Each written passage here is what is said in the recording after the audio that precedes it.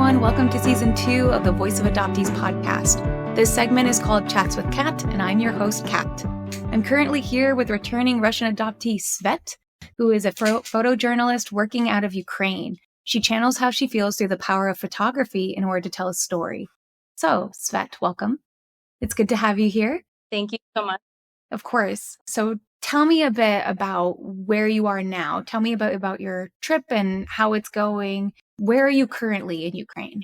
Yeah, so last time I did the podcast, I was actually in my hometown of Baltimore, and now I'm back in Ukraine where I'm based, and I'm in Odessa, which is all the way in the south on the port of the Black Sea, and I am actually working with an orphanage, so I thought it would be really interesting to talk about how that's been for me and sort of shed light on personally my, I don't know, like emotional state. Oh, yeah, definitely. Was that always your main goal in being there in Ukraine when you wanted to go and visit? Yeah, so I've been here since last year covering various aspects of this full-scale invasion and war now. And sort of what drove me here was initially the idea of displaced families and youth. Mm-hmm. And now that I'm a returning journalist, I've really tried to dive into the subject more deeply. And this is the first orphanage that's really let me inside. And it's really interesting. Okay, so you're saying that this is the first orphanage that has let you inside. Tell me a bit about that experience. Is it surreal being an adoptee, probably having been in an orphanage? Like, take me through the process. Take me through what it was like when you first arrived and what you saw. What was the first thing you saw when you arrived to the orphanage? And how did that initially make you feel? Yeah, absolutely. First of all, it's incredibly hard to cover orphanages as a journalist. Access is incredibly limited in terms of sort of respecting the identity of children, and I completely understand that. So when I arrived at this orphanage, they were very open to me, specifically because my upbringing. I was raised Jewish. This is a Jewish orphanage, and it is a relatively safer part of Ukraine. Recently, they've had a lot more bombings because it's on the port, and the grain deal was incinerated by Russia last week. So, I was also surprised they were so welcoming to me. But my first impression was, wow, like this is a really nice orphanage. From what I know from where I came from in kind of like central northern Russia, the orphanage was incredibly kind of downrun. They were doing the best they could. So they have a lot more resources here, but the stories are incredibly heartbreaking, and they really sort of told me about each individual child on my first day, and that was really hard for me. I think that as an adoptee, you're intrinsically connected to the concept of being in an orphanage, but I don't know. I feel for these kids, and it's been really special for me to be able to kind of spend time with them. Right. So, what is their experience as orphans, quote unquote? Are they orphans? Are they a result of what's been going on in Ukraine?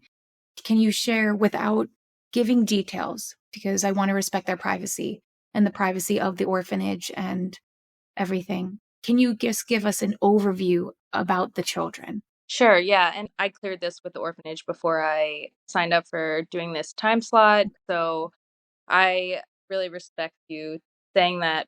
But their experience as adoptees, I think this orphanage functions as a open space for children regardless of the war. So the war really stands as the backdrop for their experience in the way that a lot of their situations aren't necessarily related to the fact that Ukraine is at war, but the safety that they feel in their own displaced home is challenged by the fact that they're in a war zone. And, initially when I showed up, there's such a wide range. So there used to be over 100 orphans at this orphanage. And when the war began, they sent almost 60% of their children to other places for safety. They kept the children whose biological families are present in Ukraine and who have a relationship with those families, but they are fully orphans and have spent some of them have spent 15 years in this orphanage. So this is not a temporary place for them. This is very much a permanent home. And the story that I'm focusing on now is about a 2-week-old baby who was just removed from the front lines and is, sort of transitioning into this home. And as someone who was an infant in an orphanage, watching this process has been really interesting for me personally. So, based off of, we're going to piggyback off of that. Based off of your adoption story, your experience, your feelings, everything that you have been through, what do you feel about this child that is now 2 weeks old, and you see this child maybe going through the same thing that you had to go through? What are your thoughts about it? How does it reflect on you and your experience? What are your worries maybe for them? And what are your hopes for them as well? Yeah, it's a good question. I mean, first of all, this is, even though it's a Ukrainian orphanage, they do speak Russian because it's all the way in the southeast of Ukraine. So not only am I seeing this sort of mirror of my own experience as being a young child, but also linguistically and sort of even like architecturally, it's very Russian. So I think that I feel really connected to the story. And in terms of the well being of the child, I mean, it's actually like a really beautiful story. This baby really like had no hope, and now they're in this place where they're just incredibly cared for. And in a way, I think it's not fully representative of my own experience, where I was in a place where there were a ton of babies and not a lot of one-on-one care. There's probably like 5 adults to this one baby, and everything they need is taken care of. There's so much love, and it's really uplifting when you think about the fact that they're in a war zone. Oh, absolutely. So does it give you hope for the child's future? Because it's kind of like you said, in not just perhaps your story, but also I feel in many Russian orphanages, there's usually one adult per multiple babies, children, and things like that. So does it give you a sort of positive mood buff knowing that this child is so cared for, and does it give you like a newfound sense of hope for this child that is eventually going to either find a family or just, what are your thoughts on that? Yeah, I mean, I think that I'm definitely very excited that she's, so loved, but I also see that these children have been here for many years, that there's not a huge cycle of rehoming them. So it's more likely that she will grow up until almost adulthood, probably in this orphanage. And, the only hope is that she continues to be so well cared for. But I am also like learning as I go. Every day I think I'm realizing more and more about the complexity of what it means to care for an infant in this situation, and I definitely hope for the best, but it's very hard to predict what will come for them and what will come for Odessa as a region in Ukraine. Right. I understand that. And were you were you able to take photos inside of the orphanage, or is that something that Yeah, we did like bath time tonight. Like we were, yeah, the girl's name is Sarah, and I in a way, I was almost worried. I thought I would feel, like, maternal toward this child instantly. I'm very all in the way that I work, but there has been, like, a really cool balance of me knowing that I'm there to photograph a story and then also kind of have these quiet moments with her that I just get to, like, sit and see her be a baby, and all of the children who are there are much older, ages probably 3 to 15, and they're all caring for her. So it's been this really cool experience of watching her have this family that I don't even know if she could really realize how special it is. Yeah, touching on that, I was actually going to ask about the older children and if you saw them helping out and feeling protective over the other children, perhaps in a very obviously in a positive way. I assume, yeah. So I assume you're seeing a lot of that, which is really beautiful to hear. It's really transparent, and it's really actually, in a way, it's probably the hardest thing for me to deal with. When I see it, I think maybe for the first time since I was young, I'm really like contemplating what my own experience was like because it just seems so rare that there's this much care and devotion. And I'm almost positive that that was not something that I got to experience. So for me, it's like beautiful, but it's also like, wow, like how lucky and how special this is.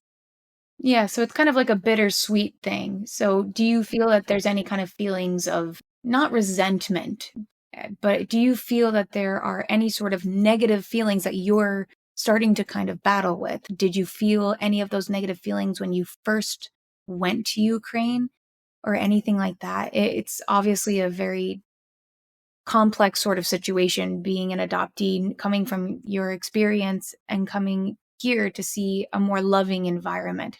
Tell me about that a little bit. Yeah, I mean, as somebody who's coming in and seeing the full spectrum of this war, I don't think that I really ever felt like it was a competitive situation. I think that I really understand how crucial caring for Ukrainian youth is right now, and I'm really grateful that I'm able to tell this story, and I think that I'm a very good person to tell this story. So I entered Ukraine with that mentality, and I've continued my work knowing that, maybe I can tell the stories of these children a bit more personally than someone who hasn't had my past. I can see that. When you take photos and you tell a story through your photos, what is the voice that you hope your photos convey? I guess like the inherent sort of joy that children have, the forgiveness that they have. I think especially the older children, like they're very aware of what's going on. When there's an air raid, like everyone goes to the bunker. I mean, there's just no way to sugarcoat the reality of being here, but in a way it's the safest place for them, which I think is really interesting. And I hope that my photos show that it is complicated. It's incredibly complex and there can be really loving and joyous moments in really horrible circumstances. And at the end of the day, like I think anyone can relate to a child's experience. It's really not about the politics of war. It's about the fact that these children deserve to be loved, and hopefully they feel that in their own situation. So do you feel that these children have grown up very quickly in this sort of situation? Yeah, absolutely. And, a huge part of the way that I approach the work is kind of hoping to preserve that childhood that maybe they don't even realize they're losing, but I mean, you lose so much when you have to take into account that your safety is at risk and you're caring for other, I would say siblings. I mean, they very much act like siblings. Right now there's about 30 children at this orphanage, and it's very hard to tell who's related to who because they care for each other like family. So I think in that way, yeah, I mean, they don't get to just be children and just grow up having a great time all the time, but this particular organization is very proactive in making sure that they have as many good experiences as possible. So tell me a little bit more about the organization. What is it? What do they specifically do? Yeah, so I was raised Jewish, and this is Chabad in Odessa, which is one of the most religious kind of observancies of the Jewish religion, and they raise their children with a very strong sense of religion. And although that is like very present in their practices, it's also kind of separate from the fact that they just raise children to be happy and well educated and, communal. And I actually spoke to my mom yesterday. And when I did the first interview, I didn't tell her I was doing the interview because I was a little nervous about talking about my adoption and what she would think. And we've come a long way. And so I called her and I was like, I think I'm going to talk about this. And she asked, like, does religion matter when they accept adoptees? And I asked them this and they said that they would never turn away a child. But the follow up was really interesting. They said, did you know you were adopted? And I was like, yeah, I was told really young. Really, from the get go, my parents told me I was adopted. And they said, I think that's incredibly important. And for that reason, when we adopt or bring in children who are not inherently Jewish, we try to outsource them to other orphanages so that they are raised in an environment that is not put on them, but actually like help them figure out who they are. And I thought that was really interesting that they consider that they recognize that their beliefs aren't necessarily there to be part of every child's upbringing, but really the children who are already born into this like community. Yeah, I think that's really interesting, and it's like you said, it's really beautiful and supportive, where it's more like there's no need to quote unquote force upon, right? It's a better way of supporting the children and like you said, allowing them to eventually become who they want to be, which is very it's beautiful, especially in a time like this. So, out of the photos that you have taken in the orphanage, which is the most meaningful to you? And which do you feel would be the most meaningful to others? Are they the same? Is it different? You know what I mean? Yeah, yeah. No, I think it's a great question. I mean, I was going through them right before we got on this call, and I think that there are a lot of photos that show how other children are caring for this child. Like it feels like a village, like how cool is it that this baby is just so beloved? And I think that, the apex of this situation is her primary caretaker.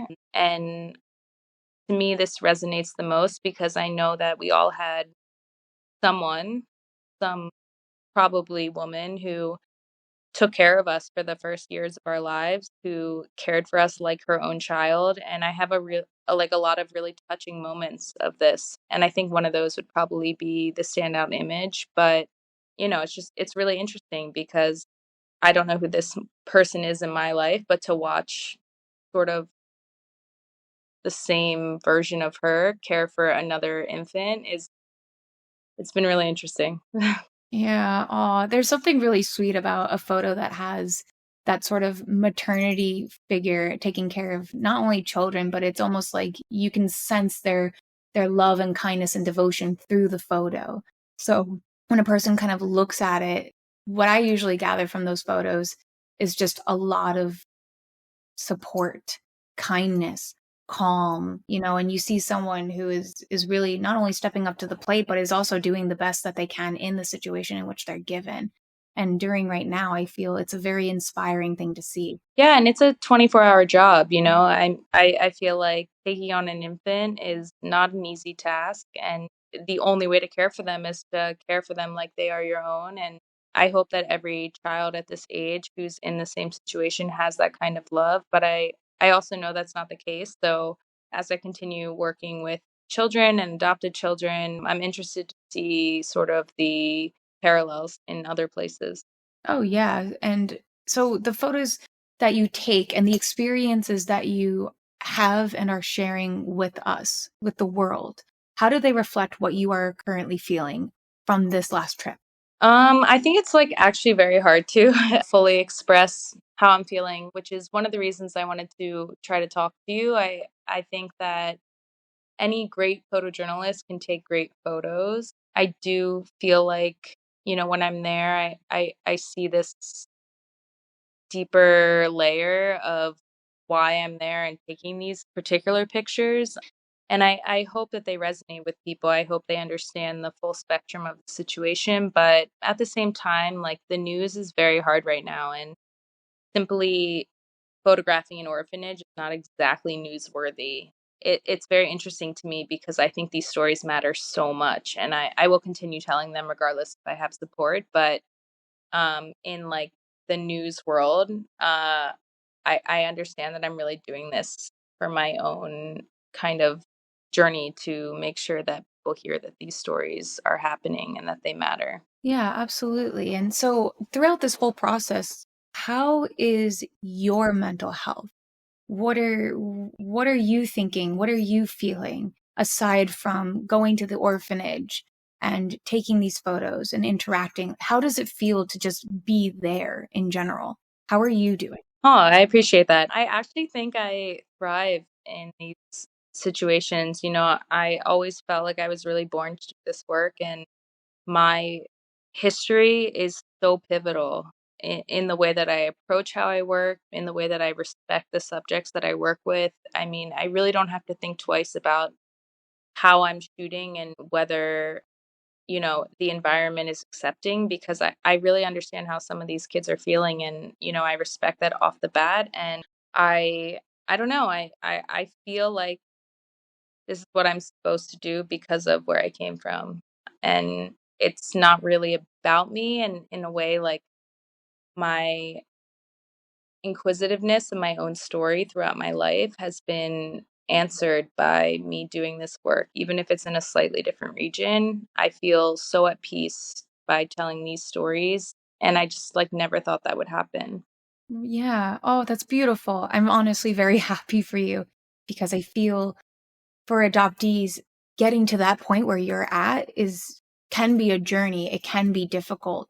And if you look back at your journey to where you are now, did you ever think you would get to this point? Did you ever feel you would be this strong and resilient and be here specifically from where you started? No, I had a really, really rocky situation coming through this, and, a lot of that was not sure that I could do this work that I always really wanted to do. But I also feel like, as someone who's adopted and, other adoptees who probably have passions in other places, I think it's really important for us to pursue them because they are a reflection of our stories. And even if it's not working with other adopted children specifically, like, you are representing a community of somebody who has gone through something that is very specific and very unique. And this is my way of sharing that experience. And how did you come to this realization? How did you come to this point? What made you say, okay, this is what I'm going to do? This is how I'm going to do it? Hmm.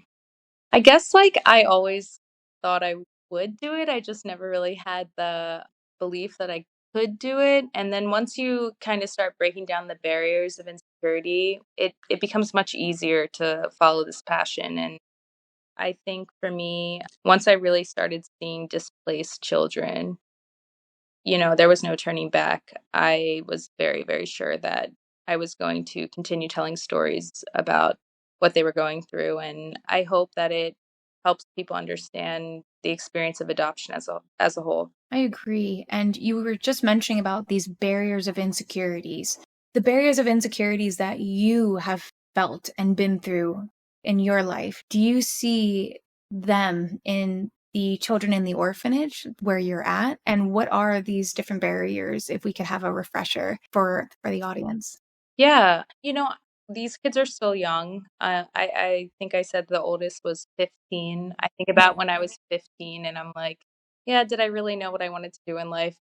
Probably not, but I do think that in terms of really finding a place in the world, this varies based on your adoptive experience and whatever came before that. And for me, I was put into such a loving and caring family, but I always really needed a sense of purpose. And I always really kept searching for how I could give back and do humanitarian work in a way that really, like, worked in my lifestyle. And it just wasn't a linear path. And I think that over time, me wanting to just do what other people wanted, and then me wanting to do what I really wanted, has meshed into a very clear purpose. But it took time. And I think that's something that a lot of people reconcile with, regardless of if they're adopted or not. Like, who are we? What's our identity? What are we really doing? And I was lucky enough to find this passion for photography early in life. And it's been really cool to go through the highs and the lows of making sure that I could get to a place where I can do work that aligns with that. What was the other part of the question? Sorry. I forget. Oh my gosh, I feel so much better about this. Yeah, No, it's yeah, okay. It's okay. I honestly, I throw things out there. I throw random things out there, and if it sticks, it sticks. Don't worry. yeah.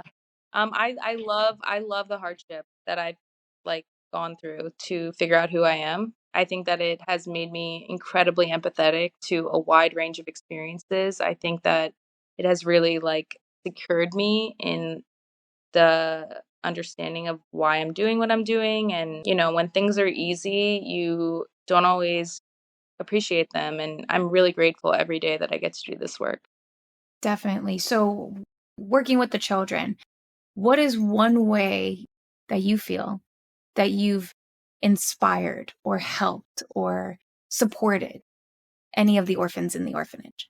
I think it presents itself in small moments, like when a kid grabs your hand and drags you somewhere, or like I I noticed in this situation that some of the kids had a much harder time trusting an outsider, and I really resonate with that. I've always had a really hard time with trust, and I saw that and I was like, listen, I know what's going on here, and it's really important that you give them that space and you show up in the environment in the way that they're comfortable and just give it time. And my approach is based off of how I feel they are feeling, and eventually, you get to really bond with them. And I don't always know if every photo I take can help them, but what I can do is be there. And, when they take my hand, I'm going to hold it. And I think that there are small things that allow us to connect that can have a resounding impact. I completely agree. And I was about to ask, like, if you felt like you related to anyone that you've met over there, and it's relieving to hear that you did, because it's like you said, many of us understand that exact struggle. And I think it was really beautiful that you were able to give them space and make them feel comfortable, and I think, what is one moment that you are never going to forget from your time here? I actually think it's still to come. I'm like in the throes of this story. I always have a really hard time saying goodbye to places that I connect with. I don't think this will be any different. I will probably cry. I think that makes me more human. I love that I get so emotionally invested in the stories that I tell. So I'm going to predict that, when it is time to say goodbye to this particular orphanage, it's going to be hard for me and it's going to sit with me for a very long time. But I also always try to, take those experiences or take the little gifts and leave little gifts and things that just, make it so it's not so fleeting and really important to both sides. So, what is one thing that you can tell these children that you needed to hear? What is something that your younger self needed to hear when you were their age? Yeah, that's like so deep. Yeah, I guess I think that even when you're completely loved, sometimes it's really hard to feel loved. There's like a distinction between really being understood and really feeling love. And when I was young, I really felt the love around me, but I don't know if I always felt that everyone understood the dichotomy of that as a child and as an adoptee. And I hope that they understand that there are people like me and other people who are more adult and have been through what they've been through, and there is solace as you get older, and just to, don't feel like that's uncomfortable feeling. It's very common, I think. Oh, I love that. And how we as listeners, how can we connect to currently what is going on in Ukraine? How can we get involved? Is there a website that we can visit to support the orphanage? How can we get involved? Sure. I mean, you know, I guess I could send you a link for this particular orphanage that I'm working for. But I think the biggest thing to recognize is that when you read the news and you don't really want to hear another story about the war in Ukraine, which I think is very common globally, recognize that every time an air raid goes off, whether there's a rocket or not, there are thousands of kids running to bunkers who are just disrupted in their day to day childhood, and then they go underground and they have to stay there until they know it's safe. And that experience is traumatic.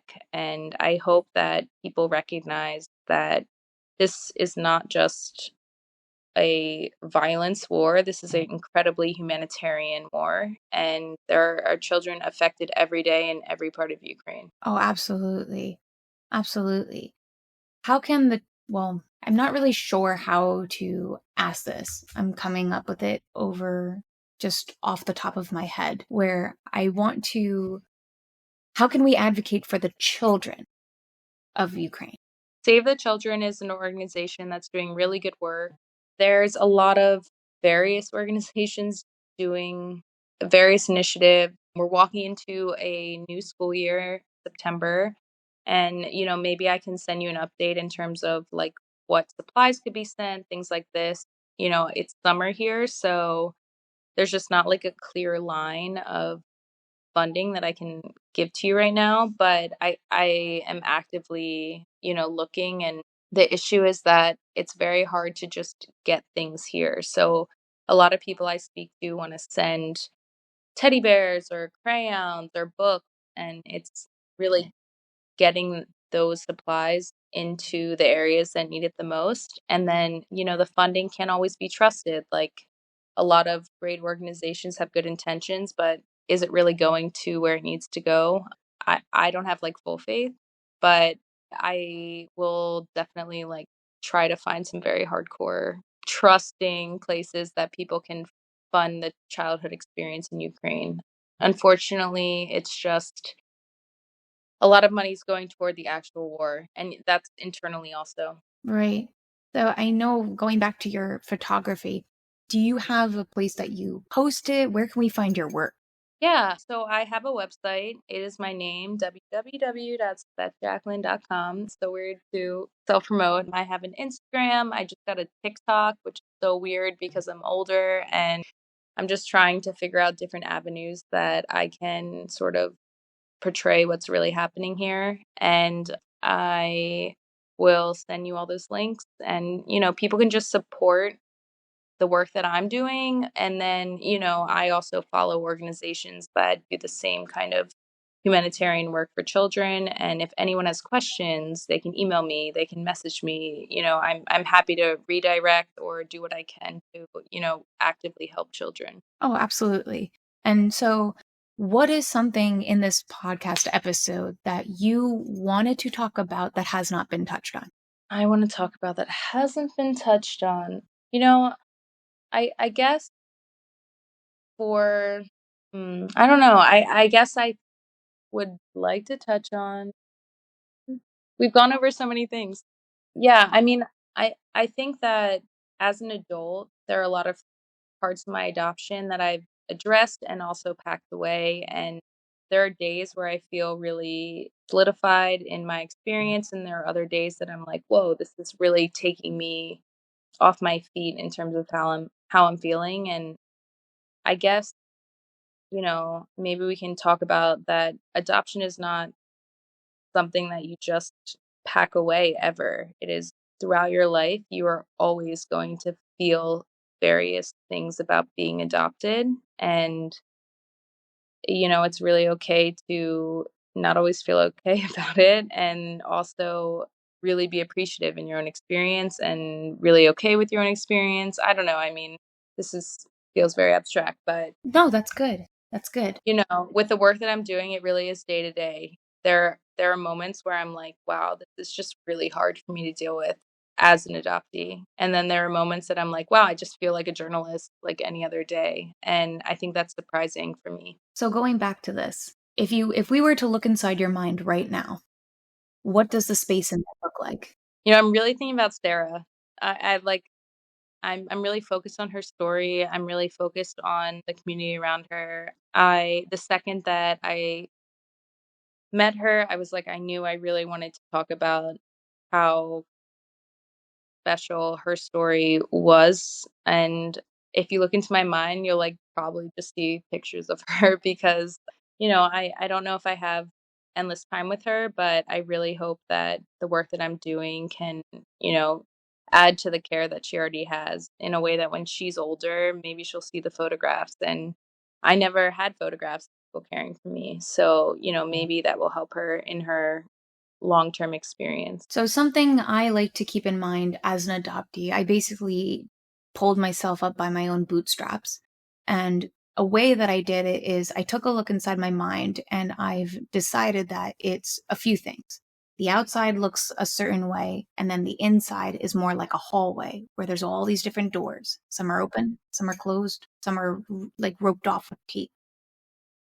And when you're describing that to me, the way that I kind of picture your mind being is like a photo room. You have one wall that is all of these photos of all of your experiences, some of them that are probably in folders but are hanging on this wall. And then it's kind of like you have your dark room where you're creating these memories through your eyes and obviously your camera, and you're developing them and putting them on the wall. And I don't know if it's messy. I don't know if it's neat.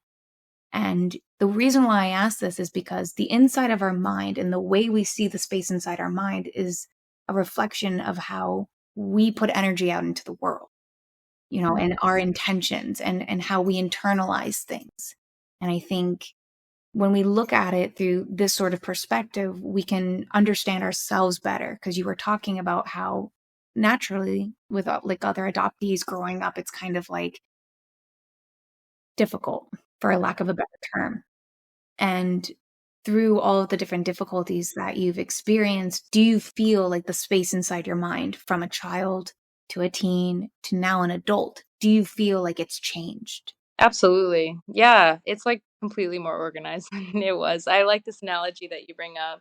Yeah, I mean, as a human being, we go through so many shifts as we age. As an adoptee, it's really hard when you don't have a center core of reference, especially if there's question marks in your past, right? Like, it's very hard to find a center where you're like, wow, this is really where this is coming from, or this is sort of why I'm feeling this way. And I think as I've gotten older, especially like when you talk about why I do this work, this has completely stabilized me in every part of my sort of life and existence. Like, I really think that it is not just a product of my story, but the purpose of my story, and it's allowed a lot of calmness internally.